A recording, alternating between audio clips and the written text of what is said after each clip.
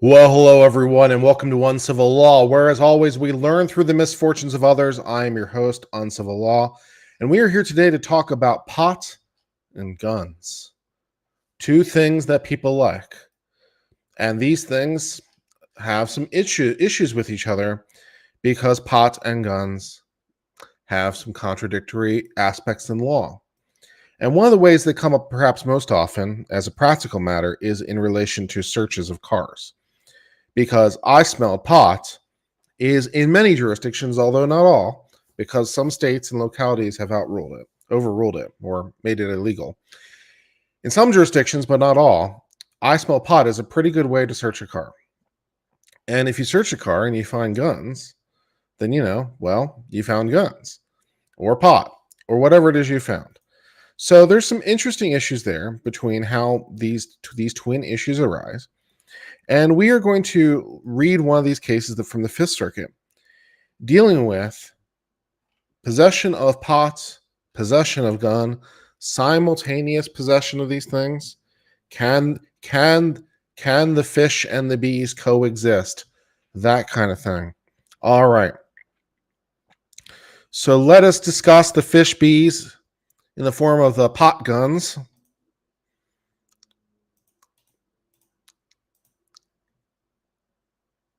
Let's go ahead and get started. Let me just put the caption on the case real fast. This is United States of America. This is United States of America versus Jared Harrison. I said this was a Fifth Circuit case. I lied. It's from a district court in Oklahoma. This is what happens when I don't pay attention to things. But that's okay.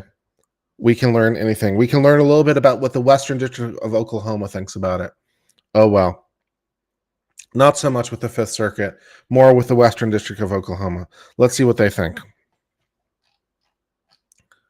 And this is America versus Harrison in the Western District of Oklahoma. All right, here are the facts as alleged. On May the 20th of 2022, Harrison was pulled over by an officer of Lawton Police Department for failing to stop at a red light. When Harrison rolled down the window to speak to the officer smelled marijuana and questioned Harrison about the source of the smell. Harrison told the officer that he was on his way to work at a medical marijuana dispensary, but he did not have a state-issued medical marijuana car. The officer asked Harrison to step out of the car. When he did, the officer noted that Harrison was wearing an ankle monitor. Harrison told the officer that he was on probation in Texas for aggravated assault. The officer searched Harrison and found no contraband. The officer did not conduct a field sobriety test, nor did he request a blood draw to determine if Harrison was under the influence of marijuana or other unlawful substance, or lawful substance for that matter, because you can be under the influence of things that are lawful. It doesn't happen every day, but it's certainly possible. They do tell you on certain medications not to operate heavy machinery, for example. So there are certain things that could be a problem. Another officer arrived and two officers searched Harrison's car. They found a loaded revolver on the driver's side floorboard, two prescription bottles in driver's side door, one empty and one containing partially smoked marijuana cigarettes, and backpack in the passenger seat. Uh-oh, my friends. Uh-oh. The backpack contains marijuana, THC gummies, two THC vape cartridges, and pre-rolled marijuana cigarette and marijuana stems in this tray. Uh-oh. Friends, danger, Will Robinson. All right, so we have him in possession of a loaded revolver in his car.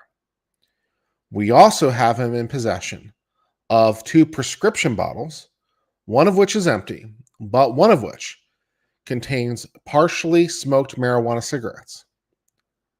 Uh-oh. Because marijuana is illegal federally, as I'm sure many of you are well aware. Many states have, as a matter of their own state law, allowed people to have marijuana, either as just free, have the marijuana, all the marijuana you want, whatever, or under different regulations, some of which is only medical, some of which is whatever. So he apparently has a prescription for marijuana cigarettes. Well, if that's true within the state of Oklahoma, the state of Oklahoma may not care very much. However, As far as the federal government is concerned, he can't have a marijuana prescription because it's a Schedule 1 drug under the Controlled Substances Act. It is not possible to obtain a prescription for marijuana. That is the nature of the Controlled Substances Act. And so he is now in possession of a controlled substance. And if you're thinking about 18 USC 922, it appears that he is now a habitual user of a controlled substance, which makes him disqualified from owning or possessing firearms. So now he's in illegal possession of not only marijuana as far as the federal government's concerned, but also in illegal possession of the gun itself.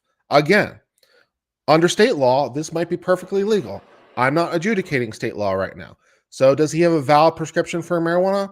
Let's assume he does. Does he have a valid right to own this gun? Let's assume he does. As far as the state of Oklahoma is concerned, sure, why not? As part of the federal government, less so. So these are one of the things. It's like if you're a habitual user of a controlled substance, and marijuana is a controlled substance under the Controlled Substances Act, then you are disqualified under 18 USC 922 from possessing firearms, which means now you have an illegal firearm. So, things are problematic. Can state officers enforce federal law? Asked Kat. Can they? I suppose it depends on the federal law. If the federal law allows them to, but that's not our immediate question. We're in federal court, so I don't know, nor do I really care at the moment. But as a typical rule, can state level officers enforce federal law? If the federal government gives them permission to, which, is not unheard of, sure. And they can always, of course, refer it over the federal government so they can enforce it in that way if they want to. They don't have to, but they can. Anyways, Harrison is arrested at the scene. The next day, the state of Oklahoma charged Harrison with possession of marijuana, possession of paraphernalia, and failure to obey a traffic signal. So I don't know the degree to, apparently maybe his prescription is not valid in Oklahoma. But those are the charges he's facing in Oklahoma. More to our point, on August the 17th, 2022, a federal grand jury returned an indictment charging Harrison with possession of a firearm with knowledge he's an unlawful user of marijuana in violation of 18 USC 922 G3. So the state of Oklahoma has not charged him with a firearms violation. They've charged him with possession of marijuana. So I guess his prescription is not valid in Oklahoma. But either way, it wouldn't matter as far as the federal government's concerned. So I don't know, nor do I claim to know, nor do I, for our immediate purposes, do I care as to whether or not this is legal in Oklahoma or not. Because at the moment, he's been indicted by a federal grand jury on federal charges for possessing the firearm as a habitual user in violation of 18 USC 922 G3. So his liability under state law is interesting and all, but not my immediate concern, because my immediate concern is the liability under federal law. Kurt, why do we never hear about judges dismissing state charges due to lack of standing?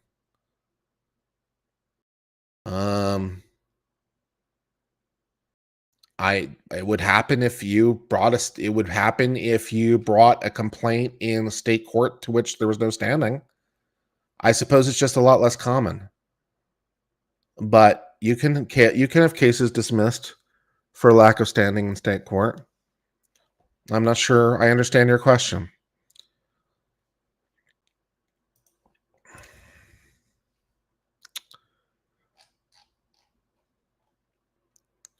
Okay, and so then there's this little footnote here about him being on probation in Texas for aggravated assault. It turns out this wasn't completely accurate. Harrison was actually on bond pending trial in Texas for aggravated assault. Harrison and another man alleged to have shot into a crowd at a college party, seriously wounding at least one partygoer. It's not clear from the available records in the Texas case whether any conditions on release were imposed by Harrison. So Texas may or may not have a word with him for all this stuff. But then again, that's another issue completely, right? So he's apparently awaiting trial in Texas for shooting a firearm into a crowd at a college party. He is apparently out on some sort of bond or bail. And,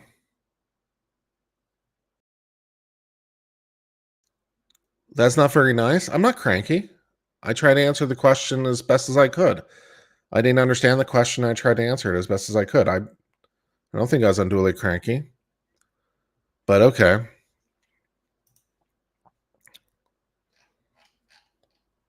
The arguments. Harrison argues the indictment should be dismissed both for due process clause and Second Amendment reasons. Because the court resolves the motion on Second Amendment grounds, the court does not reach due process or describe the argument in that regard. Okay. As for the Second Amendment, Harrison argues he has a right to possess firearm, and 922G3 infringes on that right, relying primarily on New York State Rifle versus Bruin. Harrison argues the Second Amendment plain text covers his conduct, possessing a handgun, and the government cannot affirmatively prove that restrictions like G3 are part of historical traditions that define the outer bounds of the right. That's a pretty reasonable argument, actually, in light of Bruin. Sure.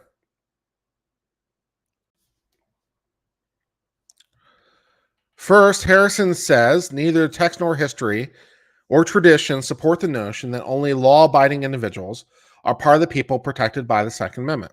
Yeah, we discussed this recently in that Fifth Circuit case as well, right? The idea of law-abiding or not being the scope of the Second Amendment. If you say it's only law-abiding, then you wind up in this really weird problem. In this sense, we're talking about people who haven't been convicted yet, by the way, when we talk about law-abiding.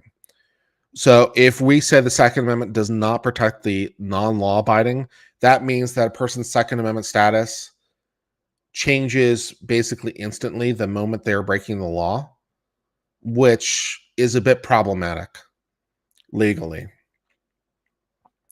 So, yeah. Second, Harrison argues the government cannot point to any historical law on all fours with G3, much less a tradition of those laws. And while Bruin may not require the government to identify a historical twin, whether the societal problem addressed by G3, users of illicit substances possessing guns, is nothing new. The government must identify a distinctly similar law. And this it cannot do, says Harrison. Sounds promising. The United States disagrees. First, it argues that Harrison is not part of the people protected by the Second Amendment because he's not law-abiding. Yeah. This being so, the government argues the burden never shifts to it to affirmatively prove that G3 are part of historical traditions that define the outer bounds. Well, if they were right in the premise, they'd be right in the conclusion. But then again, they're not right in the premise. And if they did, there's historical tradition preventing presumptively risky people like felons and mentally ill from possessing firearms. And for the purposes of the Second Amendment, concludes the government, marijuana users are no different from those because they are similarly unvirtuous.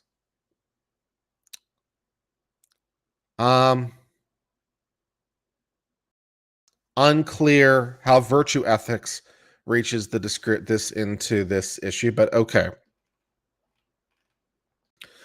Many people are at least vaguely familiar with the idea that convicted felons can't possess a firearm.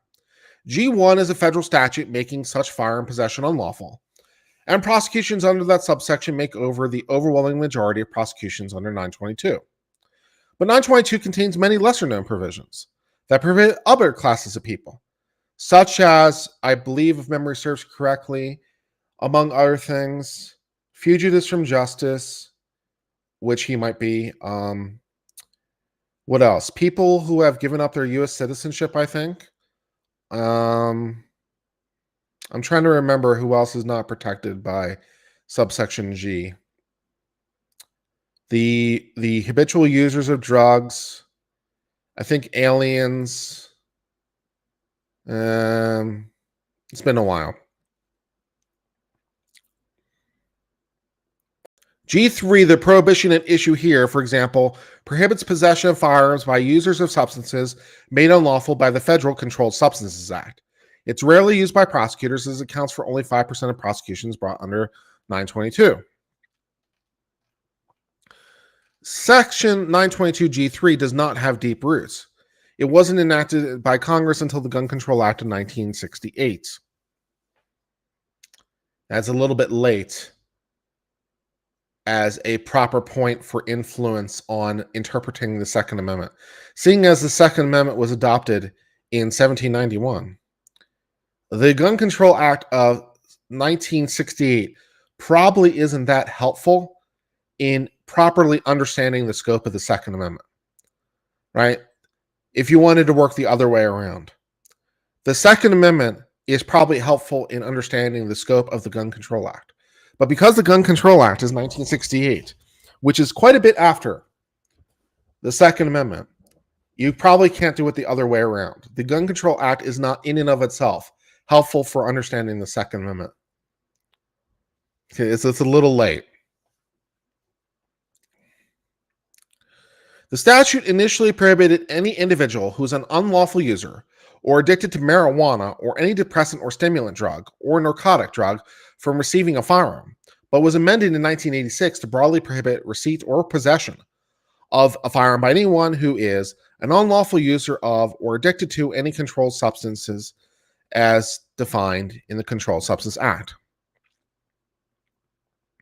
In modern form, G3 thus strips a person a fundamental right to possess a firearm the instant the person becomes an unlawful user of marijuana. And the United States views all users of marijuana are unlawful. Right.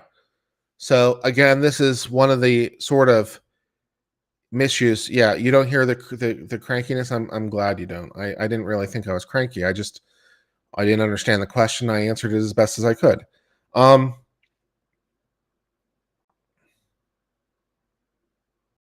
You can't get this load on your TV. I'm not sure about that or why that would be. But yeah, this is one of the problems, right? It doesn't matter if you are a cancer patient.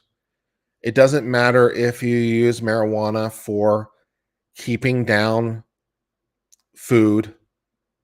It doesn't matter if you are sick.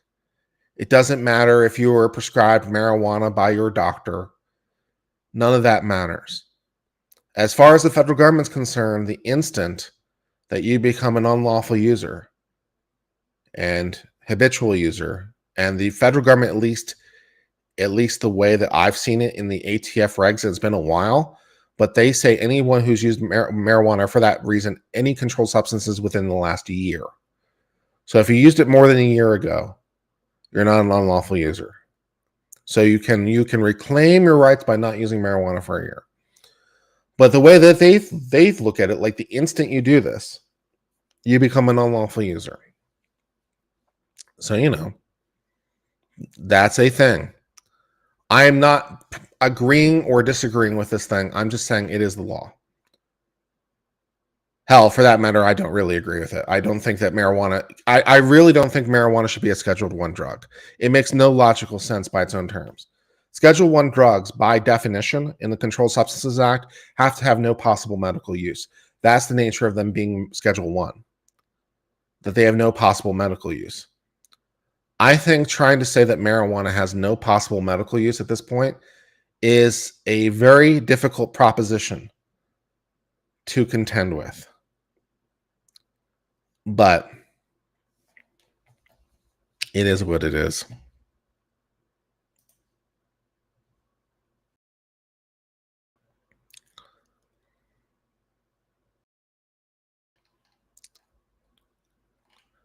Okay, the Second Amendment to the United States Constitution protects the right of the people to keep and bear arms because the central component of this right is individual self-defense. The Second Amendment guarantees an individual right to keep and bear arms for self-defense, a conclusion the Supreme Court reached after examining the text and history of the Second Amendment in Heller.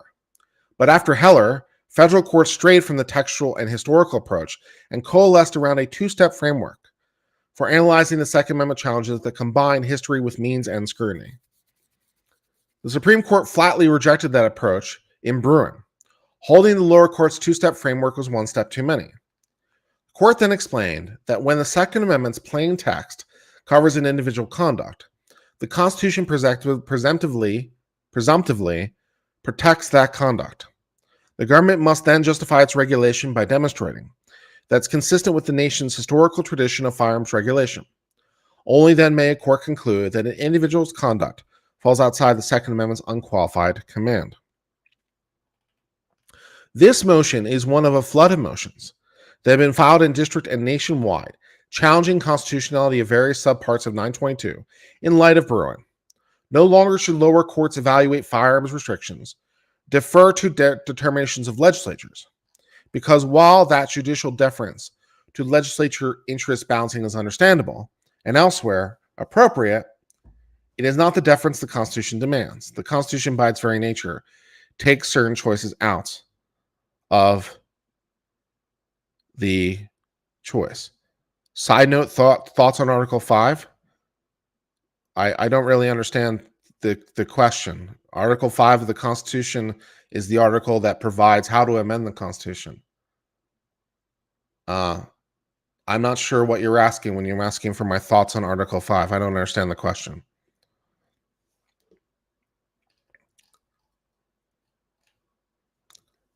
The question here, thus, is whether stripping someone of their right to possess a firearm solely because marijuana is consistent with the nation's historical tradition of firearms regulation.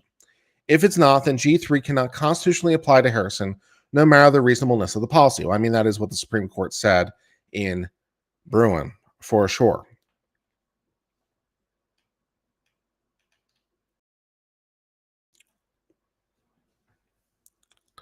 The first step to determine whether the Second Amendment plain text covers Harrison's conduct of possessing a handgun. It does. To be clear, the United States argues that relevant conduct is keeping and bearing arms as an unlawful drug user or addict, but there are problems with that characterization. Though Harrison was found while carrying a firearm, he's been charged under a statute that criminalizes mere possession. So at trial, the United States would only have to prove that Harrison possessed the gun. The fact that he was carrying or bearing the firearm would not matter for the purposes of conviction. Accordingly, for the purposes of analyzing 922G3, the relevant conduct is in possessing or keeping a firearm rather than keeping or bearing a firearm. Moreover, the Supreme Court has held that the people unambiguously refers to all members of a political community, not an unspecified subset, further explaining that the term refers to a class of persons who are part of a national community or have otherwise developed sufficient connection with this country to be considered part of the community. The court thus concludes there's a strong presumption the Second Amendment right to keep and carry handguns publicly for self-defense belongs to all Americans. No one disputes that Harrison is an American citizen who has resided in the United States his entire life, which under the Supreme Court precedent would make him part of the national community and thus part of the people to whom the Second Amendment guarantees the right to keep arms. The United States argues, however, that marijuana users are lawbreakers, and lawbreakers aren't part of the people whose rights are protected. But this sort of carve out of a subset is something that Heller has rejected. This is just nonsense. Nonsense. Catman says to clarify, conventions of states to limit power of the federal government by amendment regarding firearms. The states can amend the Constitution without Congress, POTUS, or the Supreme Court. This is true. Yes, the Convention of States method has never been used before. There are two methods to propose amendments to the Constitution, and there are two methods to adopt those amendments. The two methods to propose amendments to the Constitution are one, getting 2/3 of the Congress to pass it, or in the alternative, two, getting 2/3 of a convention of states to pass it. And then you ratify it with 3/4 of either one, the legislatures of the various states, or two, another body called specifically for that purpose, which incidentally was done once. And I suppose I could leave it as a trivia question, which amendment was done the other way with respect to it being done by a a by people voting on it rather than by the legislature, which amendment went through that process. With respect to the Convention of States, it's never been done before. Anything that's never been done before makes me nervous because it seems like it presents a lot of unknowns to me. And I think many lawyers by temperament are cautious. We like to be able to predict things. Lawyers, I think by temperament, tend to be a little bit risk adverse because we want to, understand the bounds of things. And with a Convention of States, we don't know what that is. And I think on balance, I am deeply skeptical because I think that the overwhelming probability is the Convention of States, if it ever happened, would go way off the rails and all kinds of crazy shit would happen. And I think it is an incredibly risky proposition. So I am deeply skeptical of its wisdom. But that's what I think.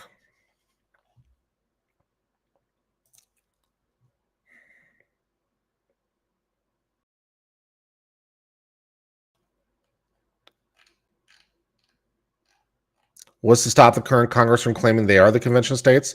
That's not what Article 5 of the Constitution says. As I just got through just saying just now, there are two ways to propose amendments to the Constitution, one of which is the legislature, and one of which is the Convention of States. They are distinct concepts. No.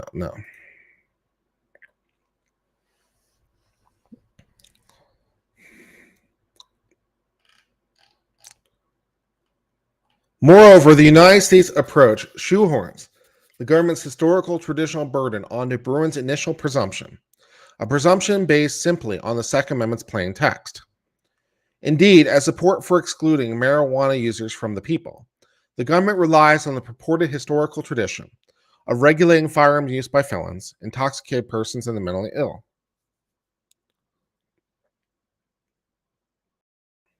But Bruin makes clear the first step is one based solely on the text of the Second Amendment, to determine if it presumptively protects the individual's conduct.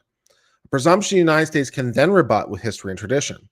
Because the Second Amendment's plain text covers the conduct, possession of handgun for self-defense, the Constitution protects it presumptively. That seems fair.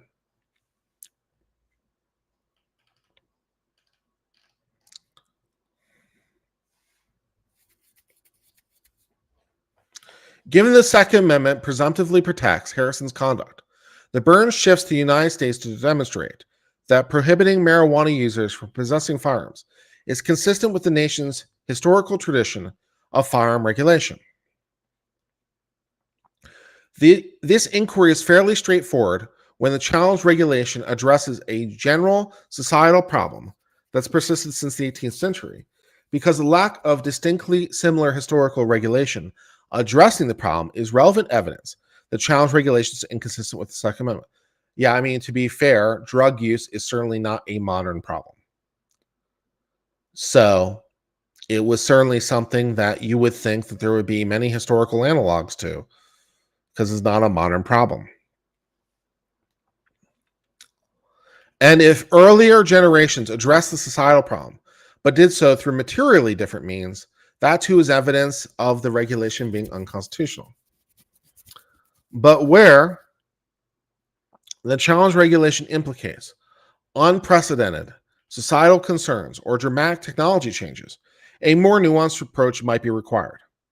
Given the novelty of the societal concern, it would be impossible to identify a historical trend to the challenge law, so the United States still not need to do so.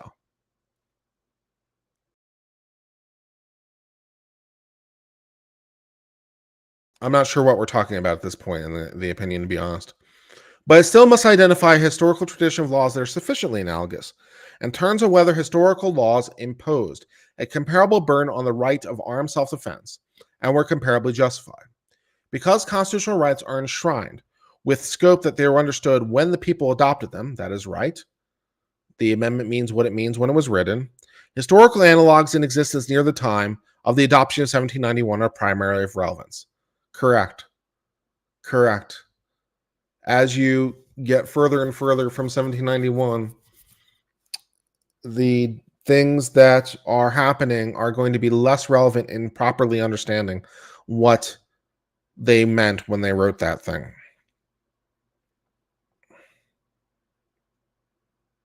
If enough states pass a resolution calling for convention states, couldn't Congress say that they are the convention?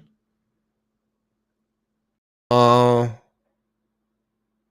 wouldn't really make any sense. I don't really see how that would work. I don't see how that could work, so I'm going to go with no.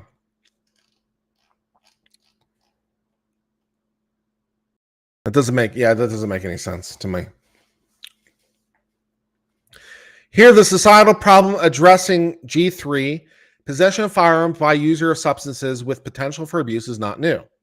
Agreed.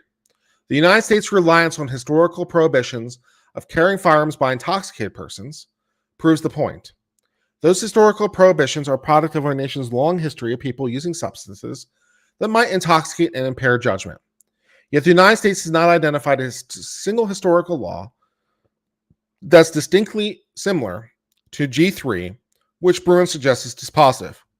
The United States will instead rely solely on laws that are admittedly distinct, but in its view, close enough for purposes of analogical reasoning. Okay, I'm skeptical on that one. Eric Larson says, get back into cases that make you uncomfortable. Do these videos for bonus. Get back to major cases.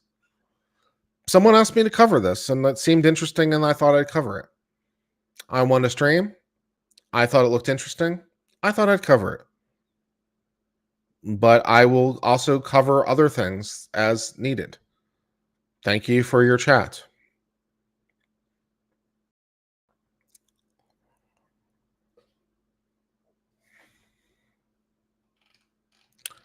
The United States first argues that G3 is sufficiently analogous to historical regulations on three categories of presumptively risky persons.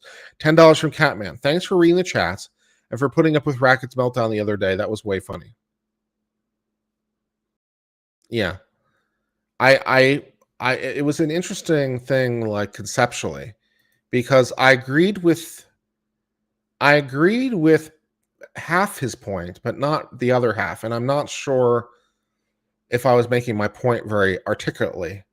And also, at the time, Nick had been drinking some, so it's possible that my point was being missed.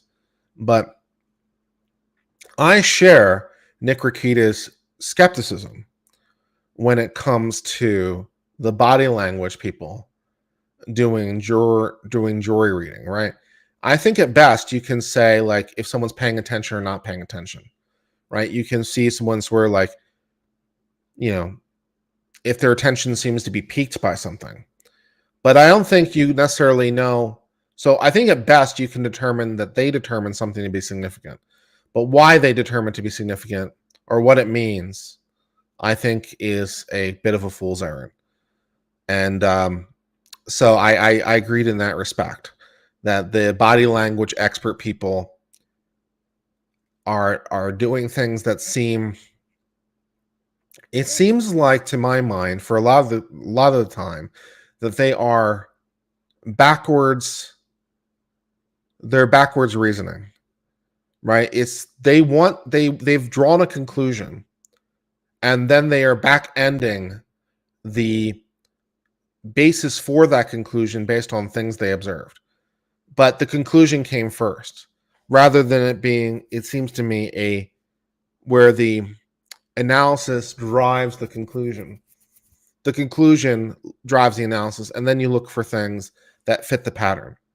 So first you come up with the thing you're trying to prove, then you look for the things in the pattern that meet that. It seems to me as a lot of true.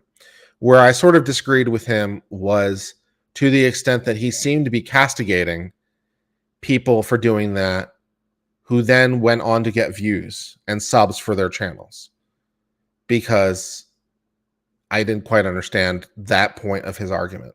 But thank you for your comment. As a former medical marijuana user, I'm told in my state that federally I cannot get a firearm to defend myself or hunt with. Is that true? You're asking for individualized legal advice, which I cannot give you. Consult a lawyer in your jurisdiction.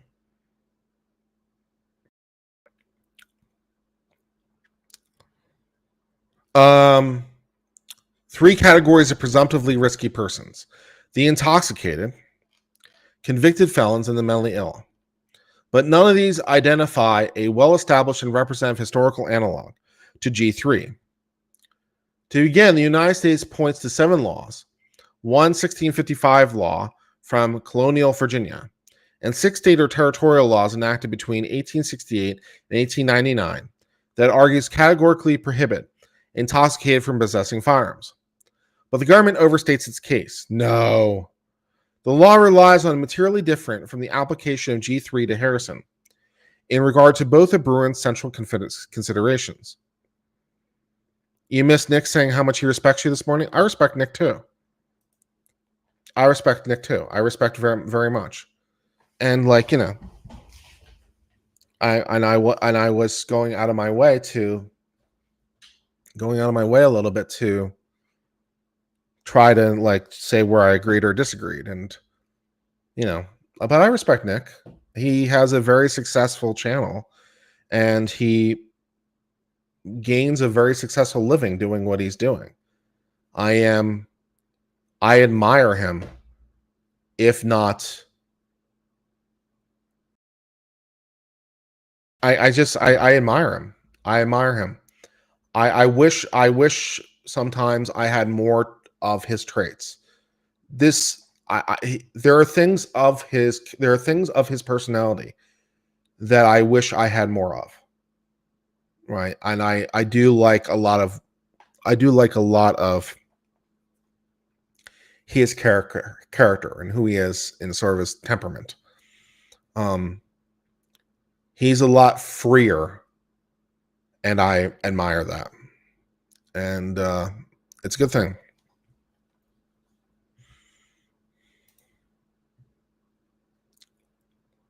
What about the jury analysis? I just talked about it just now.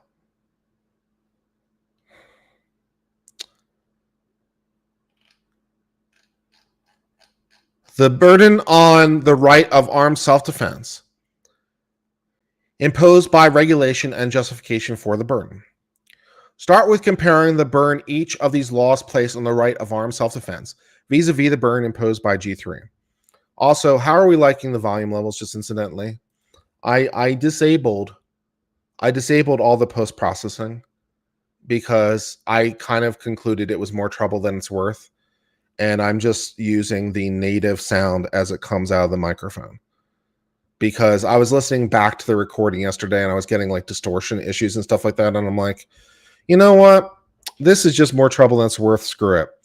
So I just disabled everything and went back to an unfiltered microphone stuff. So great.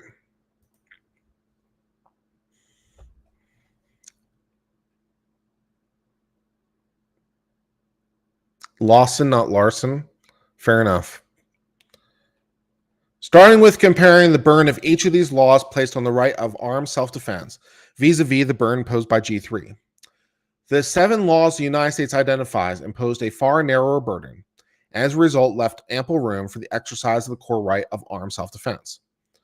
First, no peeking or crackling. Excellent. Excellent. Do I decide to stop covering the Murdaugh trial? Well, I'll be covering it tomorrow morning, and we'll see if anyone shows up. And if people show up, then we'll do it. And if not, then we won't. But it is scheduled for tomorrow morning.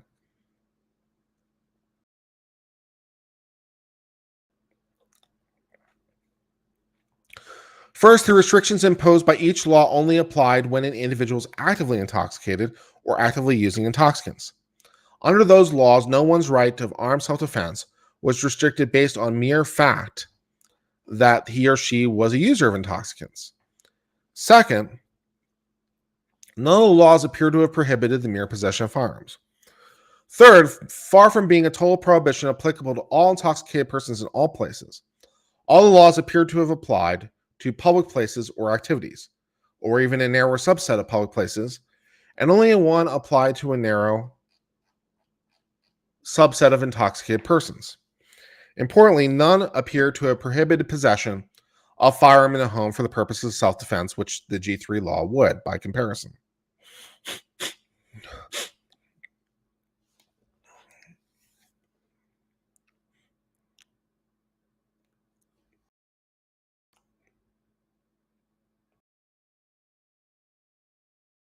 Okay. When the 7 laws the United States identifies took a scalpel to the right of armed self-defense, narrowly carrying out of exceptions but leaving most of the right in place, G3 takes a sledgehammer to the right.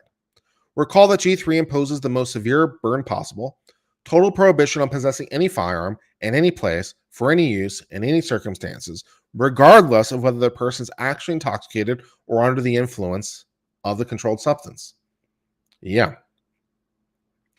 It's a complete deprivation of the core right to possess a firearm for self-defense, turning entirely on the fact the user is a user of marijuana.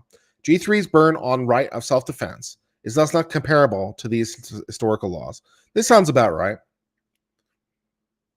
Presenting someone who's in active intoxication from being in possession makes sense, but saying anyone who ever uses intoxicants basically any time in the last year is prohibited from possessing a firearm under any circumstance, it would be problematic. Couldn't Alec Baldwin be charged federally? I can't think of any federal charge that you could charge Baldwin with off the top of my head. No. But I can't think of any off the top of my head. No.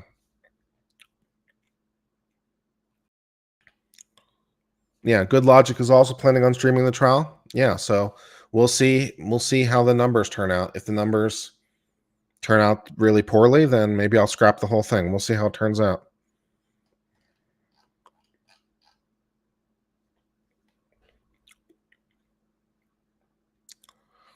This is the Western District of Oklahoma. This is a district level court. I have to amend the title.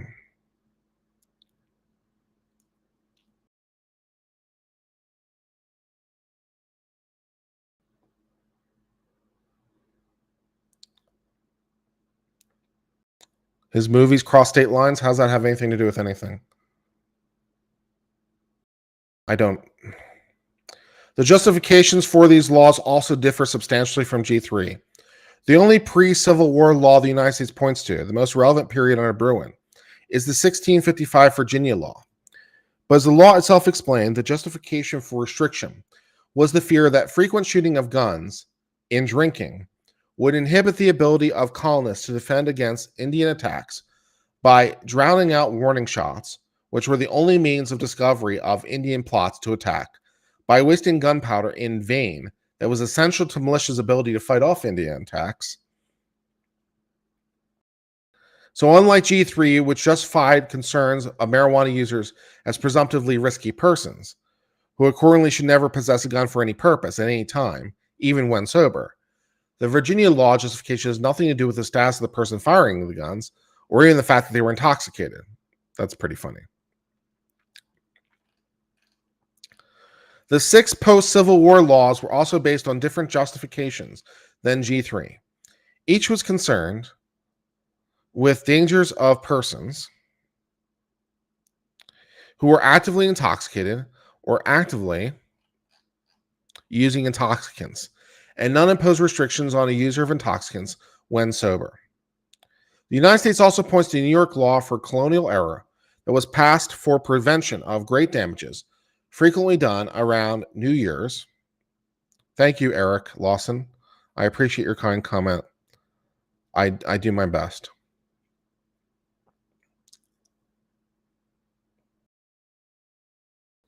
The United States also points to a New York law from the colonial era that was passed for prevention of great damages frequently done around New Year's holiday by persons going from house to house with guns and other firearms and being often intoxicated with liquor. Law appears to have prohibited all persons from firing or discharging any gun in any house, barn, or other building, or before any door or any garden, street, lane, or other enclosure on the eve of the last day of December and on the first and second days of January. That is a very specific problem. That is a very specific problem we're trying to solve.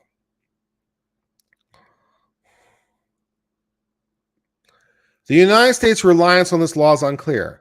It includes the law as an example of state laws that historically prohibited carrying of firearms while under the influence of alcohol.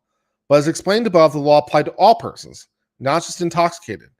And it's difficult to see how this law could indicate any sort of well-established, constitutionally relevant tradition of regulation.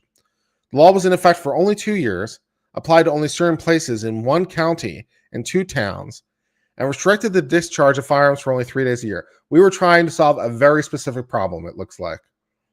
I'm not sure what towns these are where we celebrate New Year's by where we go up and down the street to our neighbors' doors and shoot firearms in the threshold of their door. I'm not sure what Virginia town this is we're trying to solve this problem in, but apparently this was a thing.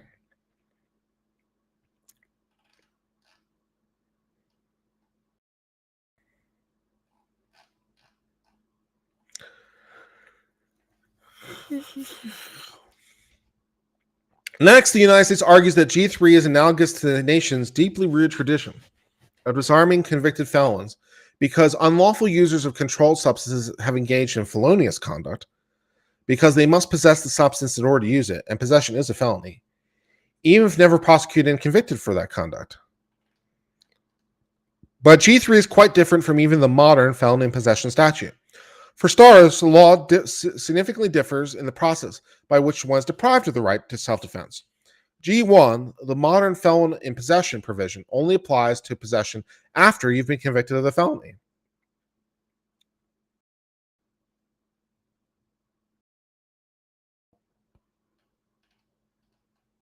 The deprivation of fundamental rights thus occurs only after individualized adversarial proceeding that complies with requirements of due process.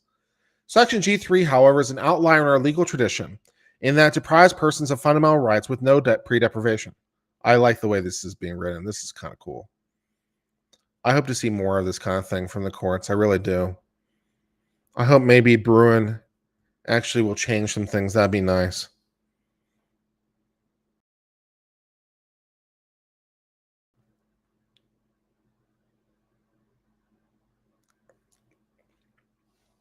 Process is only afforded after the fact, and only a tiny fraction of those whose rights have been stripped, those the United States have selected for prosecution and punishment.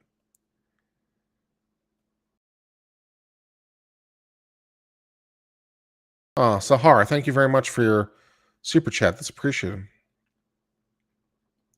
But even after the deprivation process is significantly analogous to pre-deprivation process, under Bruen, the question then becomes whether prohibiting a person from possessing a firearm solely on the basis of engaging in felonious conduct, that they use marijuana, is consistent with the nation's historical tradition, is that question to which the court now turns.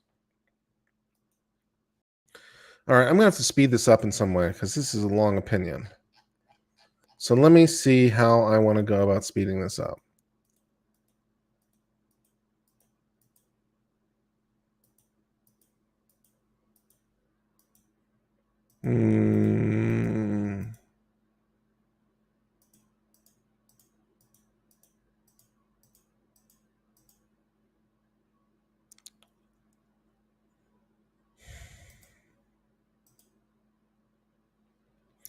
Glad to see me. I'm glad to see you too.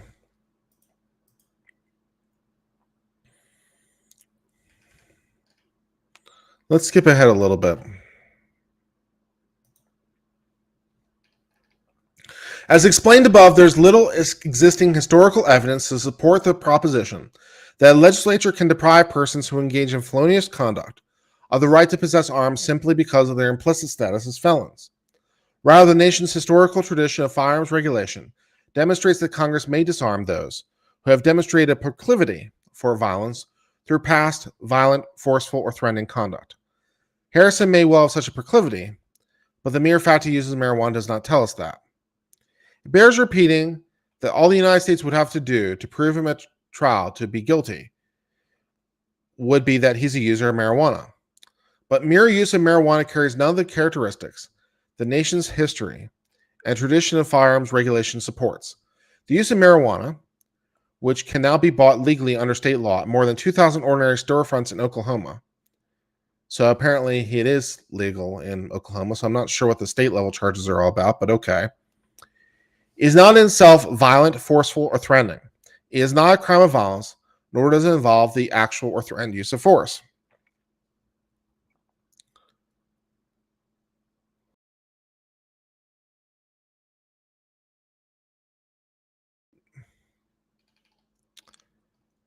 That Congress may have passed G3, as the United States suggests, with some vague relation. I'll try to speak a little bit more. I'll try to enunciate a little bit more for you so that it's not so hard. That Congress may have passed G3, as the United States suggests, with some vague relation to public safety or the public interest, does not change this conclusion. It is not appropriate for a court to reflexively defer to a legislative label when a fundamental right is at stake, and the use of marijuana does not become a violent, forceful, or threatening act merely because a legislature says it is.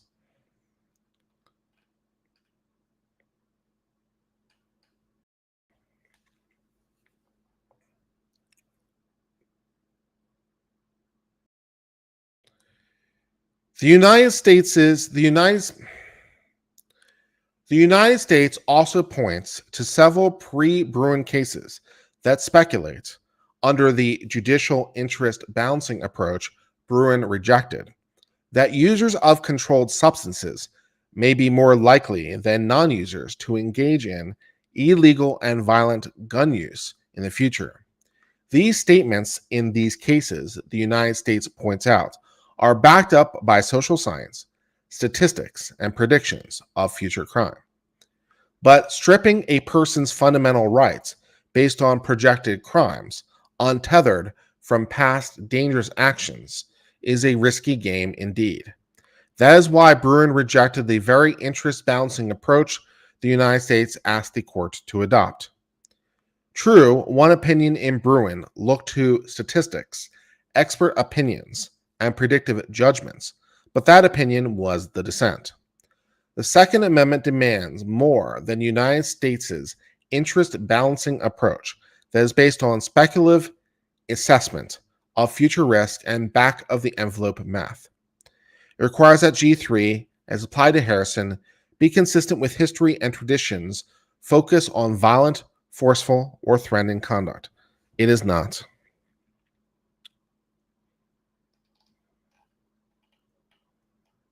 Is that any better for you in terms of enunciation?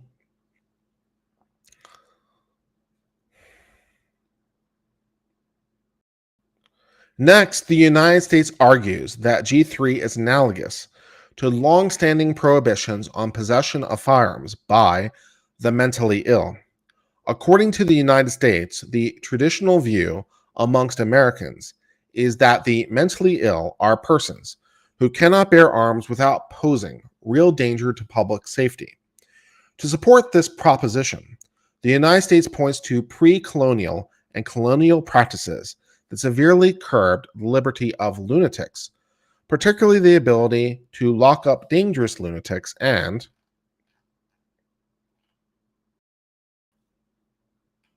macaroni in red sauce with meat. Sounds promising. And if the government could lock up dangerous lunatics, the United States argues, then certainly would have been permissible to disarm such persons.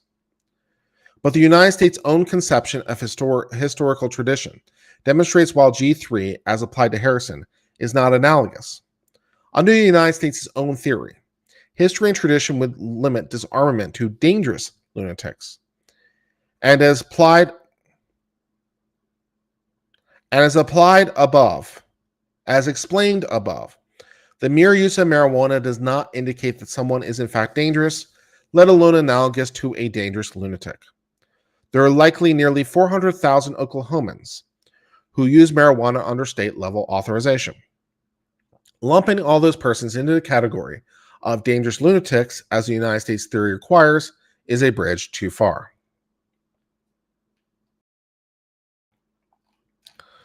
The United States responds by advancing a somewhat different argument that drug users, like the mentally ill, have difficulty exercising self control, making it dangerous for them to possess deadly firearms.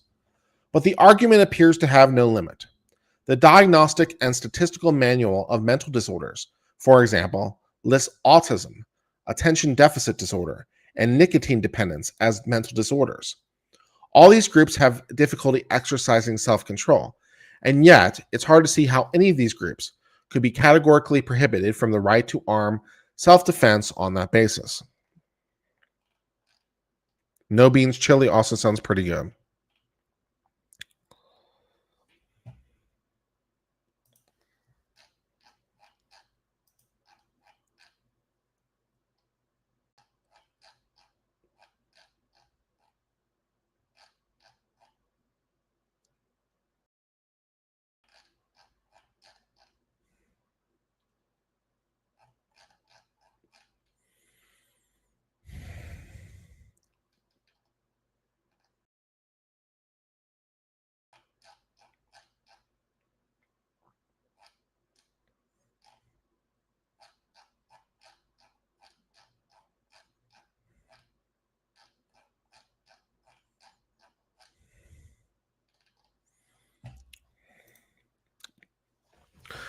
Finally, the United States points to restrictions in some modern shall issue regimes that argues are analogous to G3.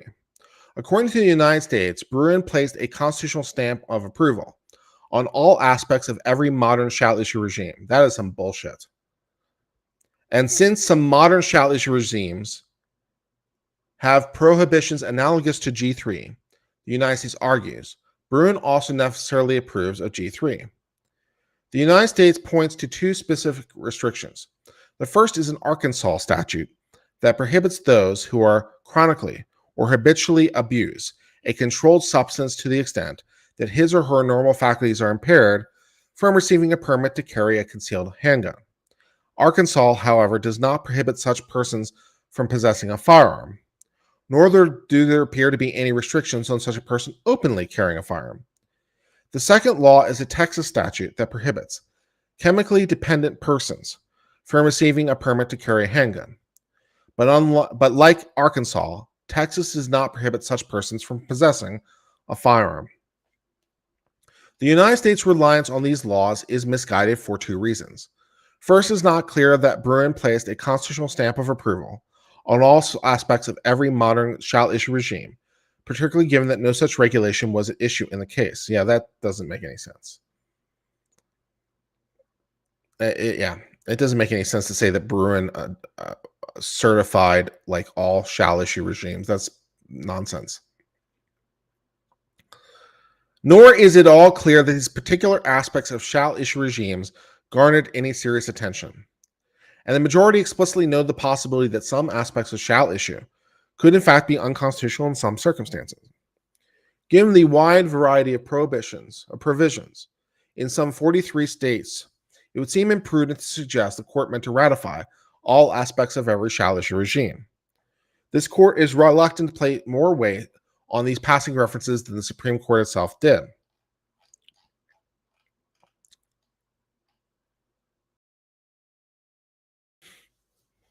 Second, putting aside issues of timing and whether these two laws demonstrate a well-established tradition, and assuming the laws are consistent with the Second Amendment, the restrictions in the two shall issue regimes the United States points to were not sufficiently analogous to G3.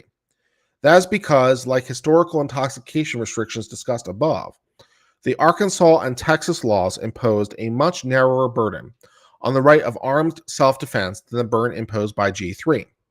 Both these laws impact only the right to carry a handgun, and the Arkansas law prohibits only a certain kind of carry. These laws thus preserve the right to defend oneself with other types of firearms. And importantly, neither law prohibits possession of a firearm, preserving the right to use a firearm in the home for purposes of self-defense. These laws, therefore, unlike G3, which again totally deprive covered persons of right to armed self-defense of use of any gun under all circumstances in all places, leaves ample room for exercise of the core right of self-defense. That's some good stuff.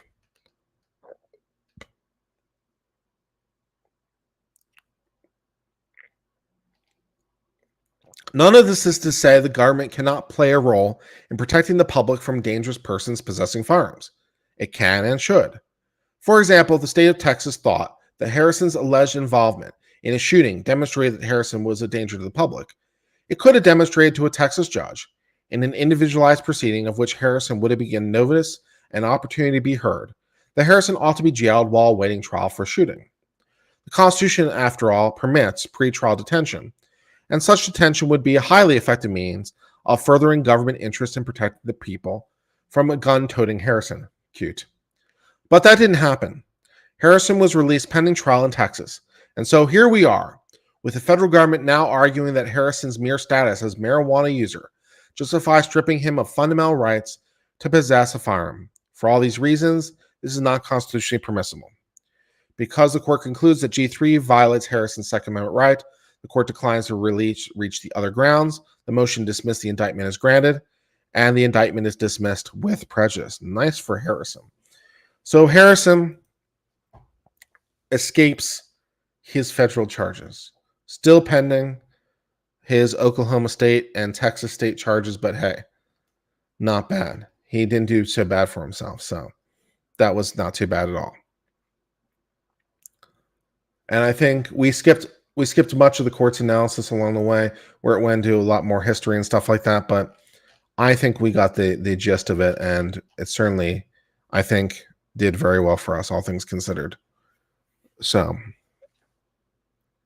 yeah.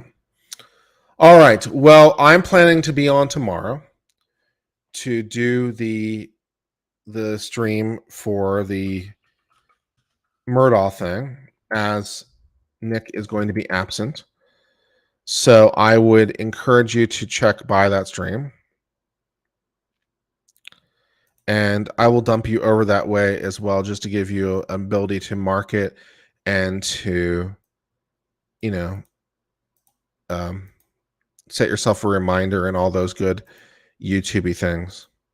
So give me just a second and I will set this up so it will dump you over there automatically. Great. Okay. You saw me on Attorney Reacts. That was a lot of fun. The judge is a mile out in the weeds. I've certainly found some of the judge's decisions to, in my view, not be legally sustainable. So we'll see how all that goes. And we'll see if people show up for my stream. And if not, then I'll do something else with my time, I guess. Well, I don't know, sleep maybe. Is it too early to go to bed? I might read a little or something. But I need to sign off for now. If you've been enjoying the stream, please remember to do all the YouTubey things, like, comment, subscribe, all that good stuff. I've been on Civil Law. I hope all is well. Till later, my friends. Cheers and goodbye.